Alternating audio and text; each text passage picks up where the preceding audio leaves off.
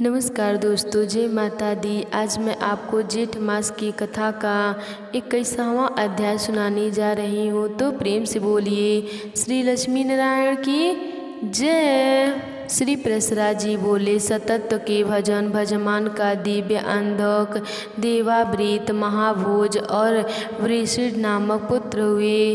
भजमान के निमि क्रीडर और वृषि तथा इनके 3 सौतेले भाई सत्यजीत, सहस्त्रजीत और अयुतजीत, यह 6 पुत्र हुए। देवाधिवृद्ध के ब्रह्मु नामक पुत्र हुए। इन दोनों पिता पुत्रों के विषय में यह श्लोक प्रसिद्ध है। जैसा हमने दूर से सुना था वैसा ही पास जाकर भी देखा। वास्तव में ब्रह्मु मनुष्यों में श्रेष्ठ है और देवावृद्ध तो देवताओं के समान है। ब्रह्मु और देवावृद्ध के उपदेश किए हुए मार्ग का अवलंबन करने से क्रमश 6074 मनुष्यों ने अमर पद प्राप्त किया था। महाभोज बड़ा धर्मात्मा था। उनकी संतान में भोजवंशी तथा मुनिवर कापुर निवासी मातिकावर नृपगति गढ़ हुए। वृषि के 2 पुत्र सुमित्र और यदुधाजित हुए। उनमें से सुमित्र के अनमित्र के निंद तथा निंद से प्रसेन और सहस्त्राजित का जन्म हुआ। उस सहस्त्राजित के मित्र भगवान आदित्य हुए। एक दिन समुद्र तट पर बैठे हुए सहस्त्राजी ने सूर्य भगवान की स्तुति की। उनके तमय होकर स्तुति करने से भगवान भास्कर उनके सम्मुख प्रकट हुए। उस समय उनको अभष्ट मूर्ति धारण किए हुए देखकर सहस्त्राजी ने सूर्य से कहा, आकाश में अग्निपिंड के समान आपको जैसा मैंने देखा है वैसा ही सम्मुख आने पर भी देख रहा हूँ। यहाँ आपकी प्रसाद स्वरूप कुछ विशेषता मुझे नहीं दिखती। सहस्त्राजी के ऐसे कहने पर भगवान सूर्य ने अपने गले से अस्थमक का नाम की उत्तम महामणि उतार कर अलग रख दी। तब सहस्त्राजी ने भगवान सूर्य को देखा। उनका शरीर किंचित ताम्रवर्ण अति उज्ज्वल और लघु था। उनके नेत्र कुछ पीलंग वर्ण थे। दंततर सहस्त्राजी के प्रणाम तथा स्तुति आदि चूकने पर सहस्त्रांशु भगवान आदित्य ने उससे कहा, तुम अपना अभिष्ट वर मांगो। सहस्त्राजी ने उस श्याम मणि को ही मांगा। तब भगवान सूर्य उसे वह मणि देकर अंतरिक्ष में अपने स्थान को चले गए। फिर सहस्त्राजी ने उस निर्मल मणि रत्न से अपना कंठ सुशोभित होने का कारण तेज से सूर्य के समान समस्त दिशाओं को प्रकाशित करते हुए द्वारका में प्रवेश किया। द्वारकावासी लोगों ने उसे आते देख पृथ्वी का भार उतारने के लिए अंश रूप से अवतरित हुए। मनुष्य रूपधारी आदि पुरुष भगवान पुरुषोत्तम को प्रणाम करके कहा, भगवान आपके दर्शन के लिए निश्चय ही यह भगवान सूर्य देव आ रहे हैं। उनके ऐसा कहने पर भगवान ने उनसे कहा, यह भगवान सूर्य नहीं हैं, सहस्त्राजित हैं। यह सूर्य भगवान से प्राप्त हुई श्यामक्त नाम की मणिका को धारण कर यहाँ आ रहे हैं। तुम लोग अविवक्त होकर इसे देखो। भगवान के ऐसा कहने पर द्वारकावासी उसे उसी प्रकार देखने लगे। सहस्त्राजी ने वह श्यामत मणि को अपने घर में रख दी। वह मणि प्रतिदिन 8 भार सोना देती थी। उसके प्रभाव से संपूर्ण राष्ट्र में रोग, अनावृष्टि तथा सर्प, अग्निचोर या दुर्भिक्ष आदि का भय नहीं रहता था। भगवान अच्युत को भी ऐसी इच्छा हुई कि यह दिव्य रत्न तो राजा उग्रसेन के योग्य है, किंतु जाति से विद्रोह के भय से समर्थ होते हुए भी उन्होंने उसे छीना नहीं। सहस्त्रा जी को जब यह मालूम हुआ कि भगवान मुझसे यह रत्न मांगने वाले हैं तो उसने लोभवश उसे अपने भाई प्रसेन को दे दिया। किंतु इस बात को न जानते हुए भी पवित्रता पूर्वक धारण करने से तो यह मणि सुवर्ण दान आदि अनेक गुण प्रकट करती है और अशुद्धता अवस्था में धारण करने से घातक हो जाती है। प्रसेन उसे अपने गले में बांधते हुए घोड़े पर चढ़कर मृगा के लिए वनों में चला गया। वहां उसे एक सिंह ने मार डाला। जब वह सिंह घोड़े के सहित उसे मारकर उस निर्मल मणि को अपने मुख में लेकर चलने को तैयार हुआ तो उसी समय छत्रराज जाम्बवन ने उसे देखकर मार डाला। दंततर उस निर्मल मणि रत्नों को लेकर जाम्बवान अपनी गुफा में आए और उसे सुकुमार नामक अपने बालक के लिए खिलौना बना दिया। प्रसेन के न लौटने पर सब यादवों ने अपने आसपास यह कानाफूसी होने लगी कि कृष्ण इस मणि रत्नों को लेना चाहते थे। अवश्य ही उन्होंने उसे ले लिया है, निश्चय यह उन्हीं का काम है। इस लोकापादवन का पता लगाने पर संपूर्ण यादव सेना के सहित भगवान ने प्रसेन के घोड़े का चरण चिन्हों का अनुसरण किया और आगे जाकर देखा कि प्रसेन को घोड़े सहित सिंह ने मार डाला है। फिर सब लोगों के बीच सिंह के चरण चिन्ह देख लिए जाने से अपनी सफाई हो जाने पर भी भगवान ने उन चिन्हों का अनुसरण किया और थोड़ी ही दूरी पर छत्रराज द्वारा मारे हुए सिंहों को देखा। किंतु उस रत्न के महत्व के कारण उन्होंने जाम्बवन के पद चिन्हों का भी अनुसरण किया और संपूर्ण यादव सेना को पर्वत के तट पर छोड़कर छत्रराज के चरणों का अनुसरण करते हुए स्वयं उनकी गुफा में घुस गए। भीतर जाने पर भगवान ने सुकुमार को बहलाती हुई धात्री की यह वाणी सुनी। सिंह ने प्रसेन को मारा और सिंह को जाम्बवान ने, हे सुकुमार तू रो मत, यह स्तमत मणि तेरी ही है। यह सुनने से स्तमत का पता लगाने पर भगवान ने भीतर जाकर देखा कि सुकुमार के लिए खिलौना बनी हुई स्तमत का मणि का धात्री के हाथ पर अपने तेज से दे दिव्यान हो रही है। स्तमंत मणि की और अभिलाष पूर्वक सृष्टि देखते हुए एक विलच्छ पुरुष वहां आए देख धात्री त्राहि त्राहि करके चिल्लाने लगे। उसकी आर्तवाणी को सुनकर जंगवान ने क्रोधपूर्वक हृदय से वहां आए। फिर परस्पर रोष बढ़ जाने से उन दोनों का 21 दिन तक घोर युद्ध हुआ।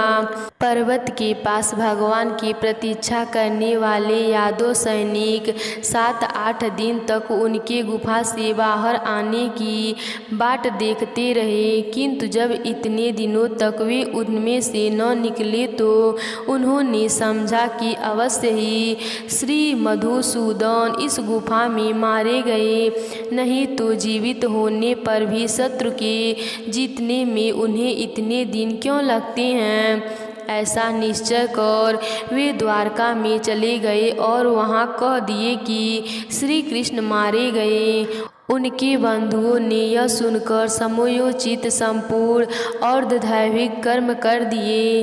इधर अति श्रद्धा पूर्वक दिए हुए विशिष्ट पात्रों सहित उनके अन्न और जल से युद्ध करते समय श्री कृष्णचंद्र के बल और प्राणी की पुष्टि हो गई तथा अति महान पुरुष के द्वारा मर्मित हुए उनके अत्यंत निठुर प्रहार के घातकों से पीड़ित शरीर वाले जांगवन वन का वल निराहार रहने से क्षीण हो गया।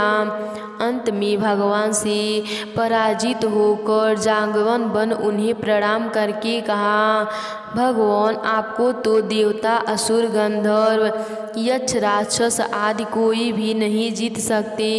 फिर पृथ्वी तल पर रहने वाले अल्पवीर मनुष्य अथवा मनुष्य के अवयभूत हम जैसे तिर्यक योगिनी गत जीवों को तो आप ही क्या हैं। अवश्य ही आप हमारे प्रभु श्री रामचंद्र जी के समान सकल लोक प्रतिपालक भगवान नारायण के ही अंश प्रकट हुए हैं। जाम्बवन वन के ऐसा कहने पर भगवान ने पृथ्वी का भार उतारने के लिए अपने अवतार को लेने का संपूर्ण वृत्तांत उससे कह दिया और उसे प्रीतिपूर्वक अपने हाथे से छोड़कर युद्ध के श्रम से रहित कर दिया। दंततर जांगवन वान ने पुनः प्रणाम करके उन्हें प्रसन्न किया और घर पर आए हुए भगवान के लिए अर्ध स्वरूप का अपनी जांगवती नाम की कन्या दे दी तथा उन्हें प्रणाम करके मणिरत्न स्मरतक भी दे दिया। भगवान अच्युत जी ने भी उस अति विनीत से लेने योग्य न होने पर भी अपने कलंक शोधन के लिए वह मणिरत्न ले लिया और जांगवंती के सहित द्वारका में आए। उस समय भगवान कृष्णचंद्र के आगमन से जिनके हर्ष का वेग अत्यंत बढ़ गया, उन द्वारकावासियों में बहुत ढली हुई अवस्था वालों में भी उनके दर्शन के प्रभाव से तत्काल ही मानो नव यौवन का संचार हो गया तथा संपूर्ण यादवगण और उनकी स्त्रियां अहो भाग्य ऐसा कहकर उनका अभिवादन करने लगीं। भगवान ने भी जो बात जैसे जैसी हुई थी वह ज्यों के तो यादव समाज में सुना दी और सहस्त्रा जी को स्तमक मणि देकर मिथ्या कलंक से छुटकारा पा लिया। फिर जगदम्बाती को अपने अंतपुरम में पहुंचा दिया। सहस्त्रा जी ने भी यह सोचकर कि मैंने ही कृष्णचंद्र को मिथ्या कलंक लगाया था, डरते डरते उन्हें पत्नी रूप से अपनी कन्या सत्यभामा विवाह दी। उस कन्या का अक्रू, कृतवर्मा और सतध्वा आदि यादवों ने पहले वरण किया था। अतः श्री कृष्णचंद्र के साथ उसे विवाह देने से उन्होंने अपना अपमान समझकर सहस्त्रा जी से वैर बांध लिया। दंततः अक्रू और कृतवर्मा आदि ने सतध्वज से कहा, यह सहस्त्रजीत बड़ा ही दुष्ट है। देखो, इसने हमारे और आपके मांगने पर भी हम लोगों को कुछ भी न समझकर अपनी कन्या कृष्णचंद्र को दे दी। अतः अब इसके जीवन का प्रयोजन ही क्या है? इसको मारकर आप स्मृतक महामणि क्यों नहीं ले लेते? पीछे यदि अच्युत आपसे किसी प्रकार का विरोध करेंगे तो हम लोग भी आपका साथ देंगे। उनके ऐसे कहने पर सत्यध्वान ने कहा, बहुत अच्छा, ऐसा ही करेंगे। इसी समय पांडवों के लाक्षगृह में जलने पर यह अर्थात बात को जानते हुए भी भगवान श्री कृष्णचंद्र दुर्योधन के प्रयत्न रत्नों को शिथिल करके उद्देश्य से कुलोचित कर्म करने के लिए वार वार तक नगरों को गए। उनके चले जाने पर सत्यध्वान ने सोते हुए सहस्त्रा जी को मारकर वह मणिरत्न ले लिया। पिता के वध से क्रोधित हुई सत्यभामा तुरंत ही रथ पर चढ़कर वाररावत नगर में पहुंची और भगवान कृष्ण से बोली, भगवान पिताजी ने मुझे आपके कर कमलों में सौंप दिया। इस बात को सहन न कर सकने के कारण सत्यध्वन ने मेरे पिताजी को मार दिया है और उस समय तक नामक मणिरत्न को ले लिया है, जिसके प्रकाश से संपूर्ण त्रिलोकी में अंधकार शून्यमय हो जाएगी। इसमें आप ही की हंसी है। इसीलिए सब बातों का विचार करके जैसा उचित समझे वैसा करें। सत्यभामा के ऐसा कहने पर भगवान श्री कृष्ण ने मन ही मन प्रसन्न होने पर भी उनसे क्रोध से आंखें लाल करके कहा, सत्य, अवश्य ही इसमें मेरी ही हंसी है। उस दुरात्मा के इस कुकर्म को मैं सहन नहीं कर सकता, क्योंकि यदि ऊंचे वृक्ष का उल्लंघन न किया जा सके तो उस पर घोंसला बनाकर रहने वाले पक्षियों को नहीं मार दिया जाता, अर्थात बड़े आदमियों से पार न पाने पर उसके आश्रित को नहीं दबाना चाहिए। इसीलिए अब तुम्हें हमारे सामने इन शोक प्रेरित वाक्यों को कहने की और आवश्यकता नहीं है। तुम शोक छोड़ दो, मैं इसका भली प्रकार बदला चुका दूंगा। सत्यभामा से इस प्रकार कह भगवान वासुदेव ने द्वारका में आकर श्री बलदेव जी से एकांत में कहा, वन में आखेट के लिए गए हुए प्रसेन को तो सिंह ने मार दिया था, अब सत्यध्वान ने सहस्त्रा जी को भी मार दिया है। इस प्रकार उन दोनों के मारे जाने पर मणि रत्न समंत कर पर हम दोनों का समान अधिकार होगा। इसीलिए उठिए और रथ पर चढ़कर सत्यध्वान के मारने का प्रयत्न कीजिए। कृष्ण चक्र के ऐसा कहने पर बलदेव जी ने भी बहुत अच्छा कह उसे स्वीकार किया। कृष्ण और बलदेव को अपने वध के लिए उद्यत जान शत्रुध्न ने कृतवर्मा के पास जाकर सहायता के लिए प्रार्थना की।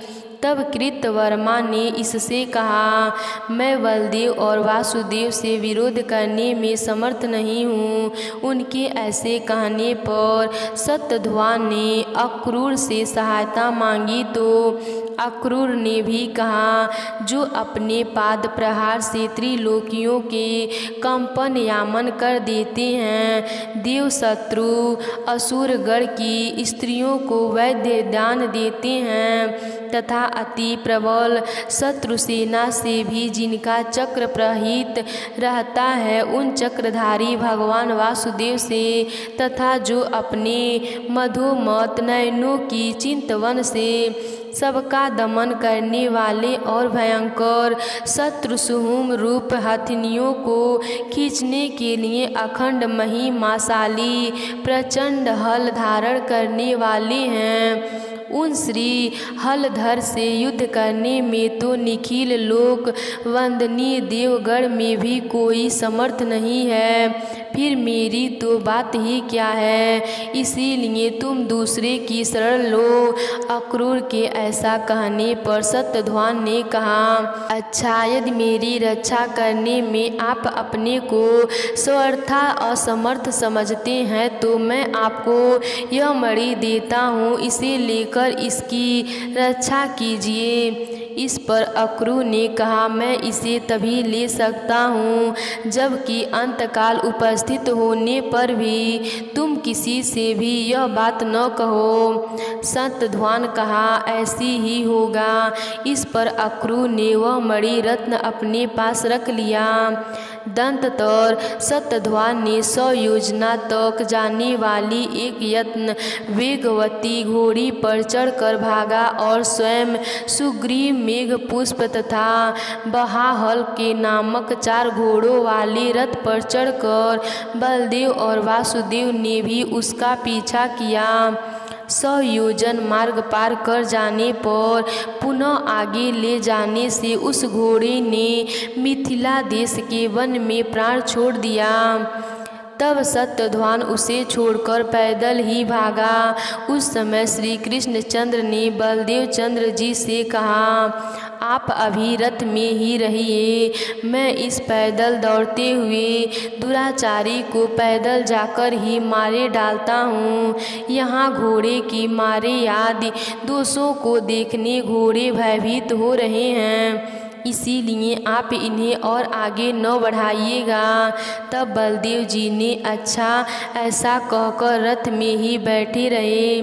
श्री कृष्णचंद्र ने केवल 2 ही कोस तक पीछा कर अपना चक्र फेंक दूर होने पर भी सत्यध्वान का सिर काट डाला, किंतु उसके शरीर और वस्त्र आदि में बहुत कुछ ढूंढने पर भी जब स्तमक मणि को न पाया तो बलभद्र जी के पास जाकर उनसे कहा, हमने सहस्त्राध्वज को व्यर्थ ही मारा, क्योंकि उसके पास संपूर्ण संसार की सारभूत स्तमक मणि तो मिली ही नहीं। यह सुनकर बलदेव जी ने यह समझकर कि श्री कृष्णचंद्र उस मणि को छिपाने के लिए ही ऐसी बात बना रहे हैं, क्रोधपूर्वक भगवान वासुदेव से कहा, तुमको धिक्कार है, तुम बड़े ही अर्थलोलुप हो। भाई होने के कारण ही मैं तुम्हें क्षमा किए देता हूँ। तुम्हारा मार्ग खुला हुआ है, तुम खुशी से जा सकते हो। अब मुझे तो द्वारका से तुमसे अथवा और सबसे सगे संबंधियों से कोई काम नहीं है। बस मेरे आगे इन थोनी पथोथों का अब कोई प्रयोजन नहीं है। इस प्रकार उनकी बातों को काटकर बहुत कुछ मानने पर भी वे वहाँ न रुके और विदेह नगर को चले गए। विदेह नगर में पहुँचने पर राजा जनक उन्हें अर्घ देकर अपने घर ले आए और वे वहीं रहने लगे। इधर भगवान वासुदेव द्वारका में चले आए। जीतने के दिनों तक बलदेव जी ने राजा जनक के यहाँ रहे। उतने दिनों तक धृतराष्ट्र का पुत्र दुर्योधन उनसे गदा युद्ध सीखता रहा। दंततर, ब्रह्मु और उग्रसेन आदि यादवों को जिन्होंने यह ठीक मालूम था कि कृष्ण ने स्तमक मणि ही नहीं ली है, विहेद नगर में जाकर शपथ पूर्वक विश्वास दिलाने पर बलदेव जी ने 3 वर्ष तक पश्चाताप द्वारका में चले आए। अक्रू जी की भगवंत ध्यान परायण रहते हुए उन मणि रत्न से प्रातः सुवर्ण के द्वारा निरंतर ज्ञानानुष्ठान करने लगे। यज्ञ दीक्षित क्षत्रिय और वैश्यों के मारने से ब्रह्म हत्या होती है, इसीलिए अक्रू जी सदा यद दीक्षा रूप कवच धारण ही किए रहते थे। उस मणि के प्रभाव से 62 वर्ष तक द्वारका में रोग दूषित महामारी या मृत्यु आदि नहीं हुई। फिर अक्रू पक्षी भोजवंशियों द्वारा सतत्व के पौत्र में शत्रुधन के मारे जाने पर भोजों के साथ अक्रू ही द्वारका को छोड़कर चले गए। उनके जाते ही उसी दिन से द्वारका में रोग, दुर्भिक्ष, सर्प, अनावृष्ट और मरी आदि उपद्रव होने लगे। आज की महात्म कथा यहीं पर समाप्त होती है। तो प्रेम से बोलिए श्री लक्ष्मी नारायण की जय।